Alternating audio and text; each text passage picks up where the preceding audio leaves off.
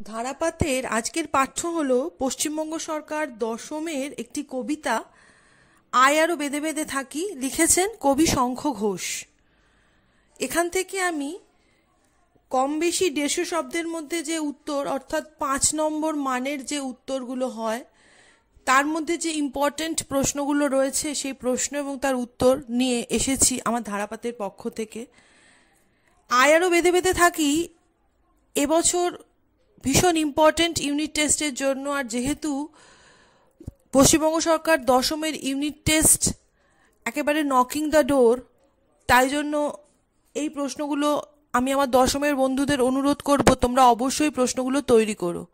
শুরু করলাম। আয় আরো বেঁধে বেঁধে থাকি, কবি শঙ্খ ঘোষ, প্রশ্নমান 5। আয় আরো বেঁধে বেঁধে থাকি, কবি কাদের বেঁধে বেঁধে থাকতে বলেছেন? বেঁধে বেঁধে থাকার অর্থ কি? কবি কেন বেঁধে বেঁধে থাকার প্রয়োজন অনুভব করেছেন? 1+2+2। উদ্ধৃতাংশে কবি শঙ্খ ঘোষ যুদ্ধবিধ্বস্ত হিংস্র পৃথিবীতে জীবিকা ও আশ্রয় হারিয়ে কেবলমাত্র প্রাণটুকু নিয়ে যারা বেঁচে আছে তাদের বেঁধে বেঁধে থাকার কথা বলেছেন।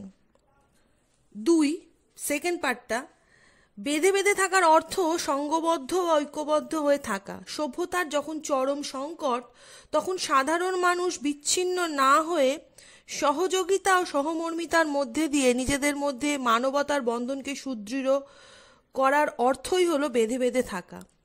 3 নম্বর পাঠ, একদিন পরস্পরের সুখ দুঃখকে ভাগ করে নিতেই মিলেমিশে থাকার জন্য এই মানব সমাজ গড়ে উঠেছিল।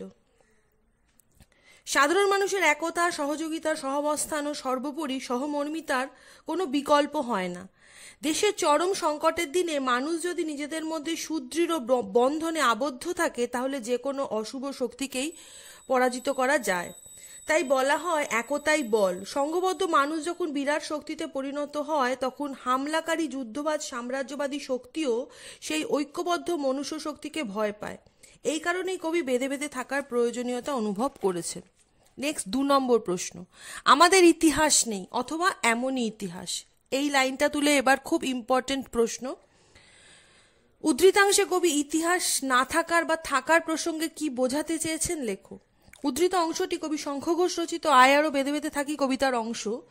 দেশকাল জাতি নির্বিশেষে সমগ্র পৃথিবীর সাধারণ মানুষদের প্রসঙ্গে কবি এই মন্তব্য করেছেন। বিশেষত যুদ্ধ, হানাহানি, রক্তপাত, জীবনহানি ইত্যাদিতে বিপর্যস্ত সাধারণ মানুষের বিপন্ন অসহায় অবস্থা বর্ণনা প্রসঙ্গেই কবির এই উক্তি।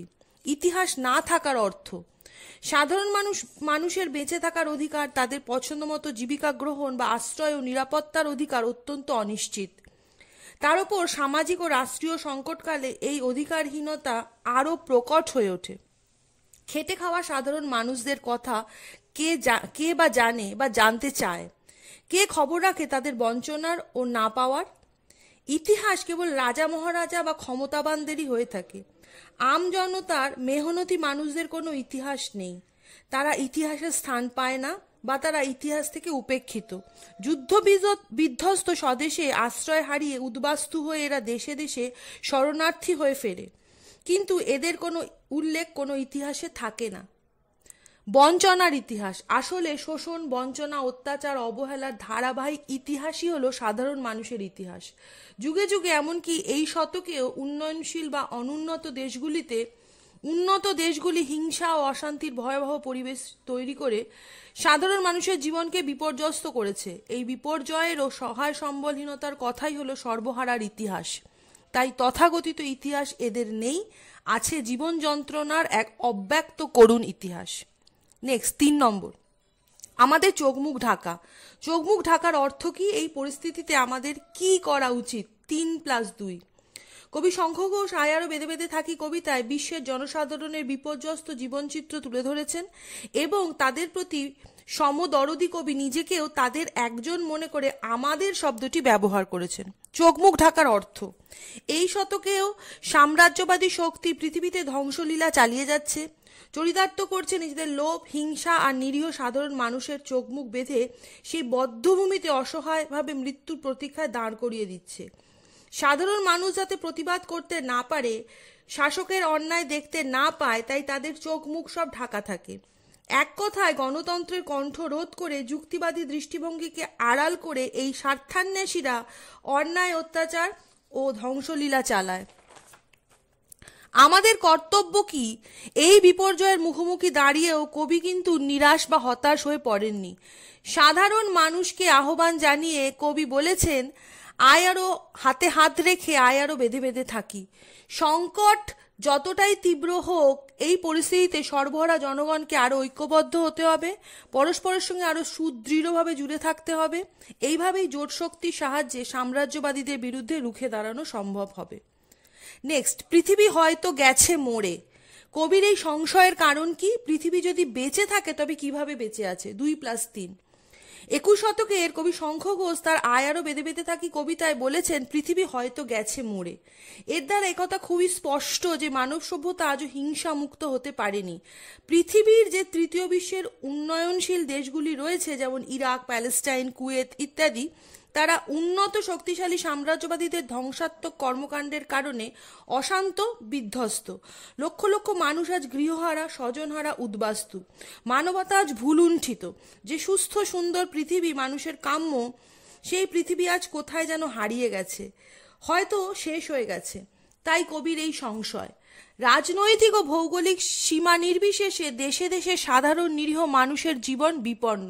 তাই কবি দৃঢ়তার সঙ্গে নিশ্চিত করে বলতে পারেন না যে পৃথিবী বেঁচে আছে। কবি যথেষ্ট সংশয়ান্বিত।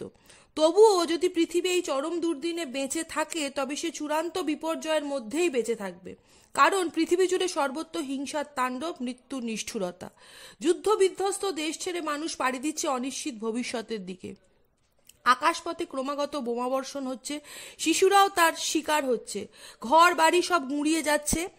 এর ফলে সাধারণ শান্তিপ্রিয় মানুষরা ভালো নেই, তারা কোনো ক্রমে বেঁচে আছে। তাই পৃথিবীও জীবমৃত্যু অবস্থায় রয়েছে।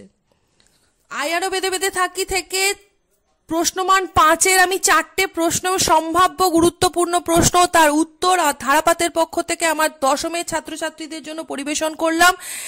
আয় আরো বেঁধে বেঁধে থাকি কবি শঙ্খ ঘোষ রচিত এই কবিতাটি শুধু পশ্চিমবঙ্গ সরকার দশমেরই নয়, সিবিএসই দশমেরও একটি পাঠ্য। তাই অবশ্যই সিবিএসই স্টুডেন্টরা এই প্রশ্নগুলো দেখে নিও। তোমাদেরও তো পরীক্ষা একেবারে নকিং দ্য ডোর, সুতরাং লাস্ট মিনিট সাজেশন হিসেবে এই প্রশ্নগুলো অবশ্যই তোমরা আয় আরো বেঁধে বেঁধে থাকি থেকে দেখবে। এর প্রশ্নমান 5।